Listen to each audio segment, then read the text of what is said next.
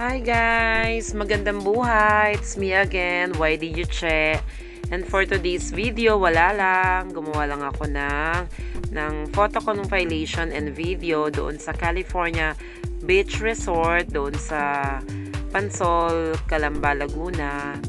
So, ayun nga guys, this coming December 30, I will be 47 and I'm very thankful to the Lord for my life, for giving me another life to live, another birthday to celebrate.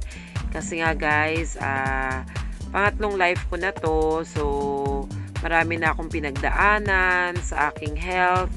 So, I always thank the Lord na lagi niya akong ginigising araw-araw. Maraming salamat sa buhay na binibigay niya sa akin, sa extension ng buhay na binigay niya sa akin.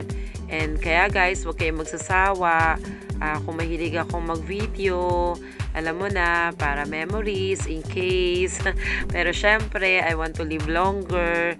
Thank you Lord for everything. So, in-enjoy ko lang yung buhay ko araw-araw. Thank you.